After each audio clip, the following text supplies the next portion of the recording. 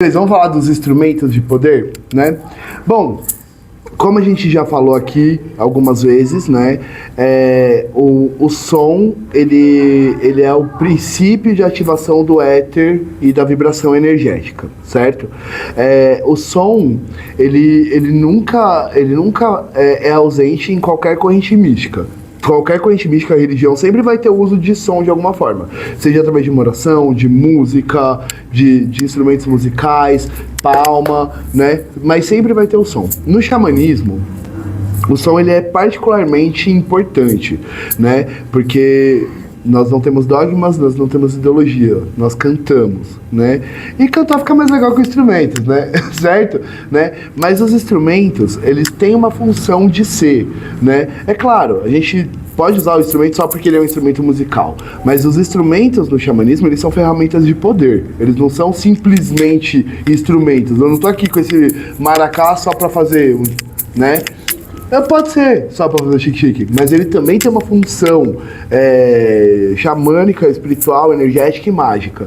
É isso que a gente chama em conjunto de sound healing, né? A gente usa esse termo, sound healing, né? Sound healing é a cura através dos sons, através da música, né? E as boas músicas xamânicas, né? Não as boas, mas muitas são boas, né? E nem todas as boas músicas têm essa característica que eu vou falar, mas muitas músicas xamânicas, né, são construídas, são pensadas, cada detalhinho daquela música para isso, tá? Ela é pensada para trabalhar determinada frequência energética em você, certo? Isso, infelizmente, é pouco feito no Brasil. No Brasil, a banda que eu conheço que faz isso é a Vibraluz. Pode ser que tenha outras, né? Mas, no geral, não se tem essa preocupação. Os rezadores brasileiros, eles não têm essa preocupação porque isso não é muito das tradições originárias daqui, dessa coisa de construir a música. Por quê? Não é culpa das tradições aqui, originárias do Brasil, tá? É porque é o seguinte, existe um porém nisso. Os originários daqui, né, os que trabalham com medicina, né, eles trabalham com medicina recentemente, eles estão chegando agora no rolê. É incrível, é estranho falar isso, mas é verdade. Como que a medicina chega pra gente? Como que a medicina chega pra gente aqui da cidade bem grande? Chega através do mestre Irineu, né? E o mestre Irineu, não sei se foi ele, mas o Daime em si, às vezes, agora tá pegando mal eles falar isso, né? Agora tá pegando mal, mas quando ele estava eram os reis da cocada preta, das medicinas, quando eles contavam a história, parecia que o mestre Irineu que tinha inventado a ayahuasca, né? Não é isso? Certo. Até hoje tem gente que fala uns negócios assim, né? Então, e os originários, eles começaram a aparecer em cena nos últimos 20 anos. E a gente tem que levar em consideração uma coisa em relação aos Pano, né? Os Panos são os povos originários do Acre. O nosso contato com eles é extremamente recente. A gente começou a ter contato com eles no começo do século XX. Eles ainda estão entendendo a parada, tá ligado? O que é esses brancos? Eles ainda estão entendendo, sabe? Algumas coisas e com toda a razão do mundo tem a maior desconfiança da gente. Anteontem nós estávamos cometendo um genocídio no Acre, gente. Tá? É claro que eles têm um monte de ressalva com a gente, né? Tipo, a gente falou bastante sobre isso no curso de rapel, eu não vou me prolongar aqui, tá bom? Né? Então, em função disso, existem muitas técnicas, tipo, musicais fora do universo originário, sobretudo dos Pano, que eles ainda estão conhecendo. Então, é claro que tem muitas coisas, tipo, por exemplo, você acha que todo pajé, todo mucaia lá, Pano, conhece chakra? Não conhece, claro que não conhece. Eles, como poderiam, sabe? É até querer demais um negócio dele. E aí o que acontece, né? Então, outros povos originários, como por exemplo os descendentes dos Quechua, os povos da América do Norte, eles estão integrados na cultura faz um tempão. Então, eles conhecem um monte de ferramentas de música, tipo, que os originários daqui não conhecem, né? E os nossos tchaná, os nossos rezadores, que não são, né, originários, né? Vibraluz não, que o Vibraluz faz. Mas, por exemplo, o Takan, Jacan, tipo, o Irmãos da Mata, né? O que eles estão tentando fazer? Eles estão tentando, em honra a esses caras, aos originários do Acre, meio que reproduzir o que eles fazem com o Tchananã aqui e ali. Mas eles estão fazendo a mesma coisa que os Pano, eles estão tentando puxar essa tradição musical, né? Então não é culpa de ninguém tá errado.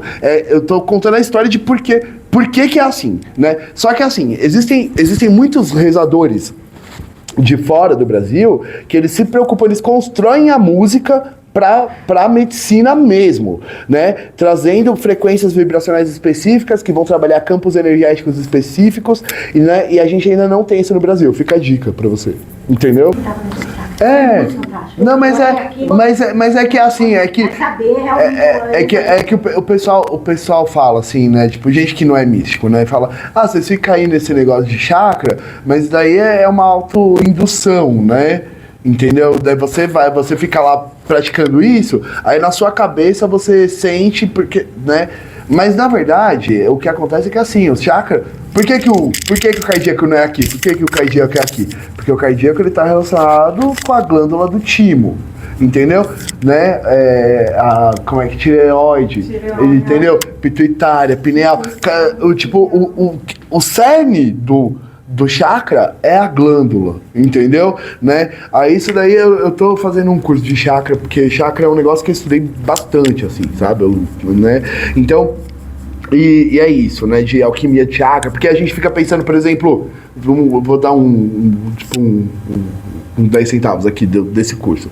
Por exemplo, o chakra cardíaco, ele é verde, né? Certo? Você precisa visualizar ele sempre verde? Não, dependendo do que você precisa no chakra, não é que você deve, você pode, você não deve. De repente você precisa jogar um azul, precisa jogar um vermelho. Às vezes acontece, né? Que é a transmutação cromática do chakra. Às vezes mais de uma cor, né? Então, os chakras tem muita. Por exemplo, tem uma coisa que quase ninguém sabe, né? Você tem o anahata aqui, né? O coronário, né? Ele tem uma ligação direta com o raiz, né? O frontal tem uma ligação direta com o sexual e o laríngeo tem uma ligação direta com o plexo. E o centro liga tudo, porque é o ar. O ar é isso, né? O ar, né, circula tudo como se fosse nada, né? É isso, né? Bom, enfim, mas deixa eu voltar pro tema do curso, senão nós ficamos aqui até amanhã. Então, beleza. Então vamos lá, gente. Então, os instrumentos, eles têm funções energéticas específicas, né? Porque era isso, né? Que... Começamos aqui, né? Bom, depois você foi falar das tradições. Isso, aí eu fui falar do Sound Healing porque o Sound Healing é uma prática, talvez uma das principais práticas porque é assim, tem cerimônia que não tem ayahuasca, que tem cogumelo, tem cerimônia que não tem nem cogumelo nem ayahuasca, tem uma chuma, tem cerimônia que é só cachimbo e jurema, né? Mas nunca falta música. Certo? Existem cerimônias sem música, sabia? Os Kuntanawa faz. Mas é difícil. Sempre tem a música. Porque na verdade, nós não temos dogma, nós não temos ideologia, nós cantamos. A nossa principal medicina não é a ayahuasca, não é o achuma, não é a rampaiá, não é... A nossa principal medicina é a música. Essa é a medicina principal do xamanismo. Porque povos originários, existiram povos originários que jamais tiveram plantas de poder. E a maior parte dos que não tem plantas de poder, eles usavam instrumentos musicais, sobretudo tambor. Sobretudo tambor. Os Guarani, o instrumento deles é o maracá. Cerimônia Guarani é maracá, pra puxar força. É cachimbo e maracá, entendeu? O tabaco dá força, mas exige prática. Quem não tem prática entra na força com maracá. Entendeu? Né? É o maracá que puxa a força de uma cerimônia Guarani, por exemplo. Uma cerimônia Lakota, os Lakota, que dão nome pra quase tudo na NAC, eles não tinham planta de poder. A medicina deles era o tambor. Entendeu? Né? Então é isso. Certo?